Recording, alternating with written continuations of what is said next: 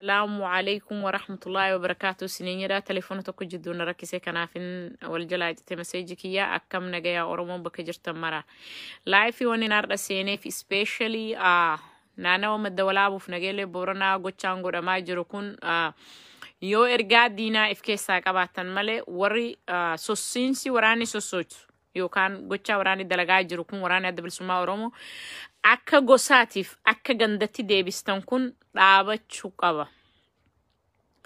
Waraanni kun waan qoratee irra gahe malee lafaa ka'ee tarkaanfii tokkoon fudhatu deebitanii warreen ergaa diinaatiif bakkaan gayuuf deemtan kan ammaan kana waa'ee kanatti waa'ee gosaa deebistan yoo ergaa diinaa bakkaan ga'uuf gabbaatanii gochaa kana godhuu feetan yookaan godhaa jiraatan malee dhaabachuu qaba. Kun waan borgalmee seenarra taa'u waan borseenaan isin nama gaafatu. Jaalattanii jibbitanii warri ergaa Abiy Ahmed barcumaa hubnaan jalan marsina yettanii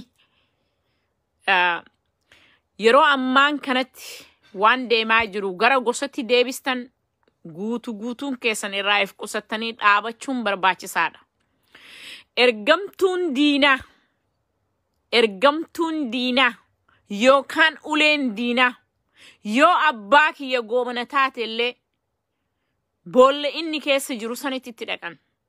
Yoo obboleessa kiyya taate yoo ilma kiyya taate jaalattanii jibbitanii warra ergamtuu diinaa ulee diinaa kanu doomsu siigalaa warreen yeroo ammatti kaleessa dargiif ergamaa ture wayyaaneef ergamaa ture arraa Abiyyiidhaan barcumaa jala qabne yettanii lafa dhiittanii lolli kun lola gosa deebistan irraa if qusadha. Ergaan diinaa eessaa hungeettu uleen diinaa eessaa hungeettu guyyaa lakkaawata malee Abiyyi ji'ootaaf gannoota hin lakkaawatu. Sinii galee ergaa diinaa ka deemtaniin kana ka lola gosatti deebistan kana lola gandatti deebistan kun lola gandaatii miti.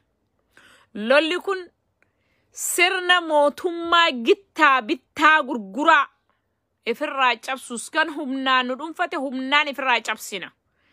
Kan ammoo sirna bittaa gurguraa kana keessatti bara Haile Sillaasee irraa kaasee Minilik irraa kaasee Dargi irraa kaasee wayyaanee aansee arda Abiyyiif dalagus ilmaan Oromoo maqaa gandaatiin maqaa gosaatiin deemtanii ummata fixaa turtanis ammas fixaa jirtanis irraa if qusadhaan isinin jedha. Waraana adda bilisummaa Oromoo balleessina yettanii gosaan ummata waamtanii gandaa fi lagaan ummata waamtanii ummata hin ficcisiisina.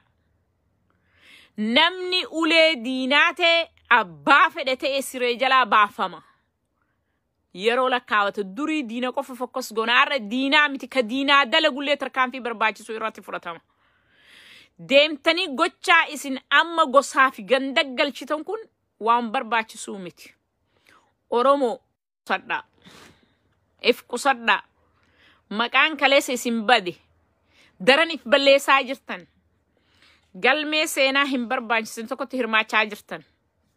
Galmee irra hirmaatan kana irraa dhaabachuun dirqama lammummaati. Yoo dhaabachuu baattan tarkaanfii barbaachisu isin irratti fudhatanii san quba qabaadhaa. Bittaa gabrummaa diinaa ergamtanii ulee taatanii waraana irratti akka gosa deebistan kun hin barbaachisu. Yoo rakkoon jiraatte rakkoon sun seeraan furmaata argata malee akka isin wir gosa ebeluuti maarra ebeluu yettanitti furmaan hin argamu. Abbaa kiyya ta'e ilma kiyya ta'e obboleettii kiyya ta'e obboleessa kiyya ta'e yoo inni diinaaf dalage diina inni dalaguuf isallee walirratti barbadeessisan san gurra isin calawu yoo duraan isin jala ala jiraate. Haganaaf salaamu alaikum wa rahmatullahi wa barakaatu.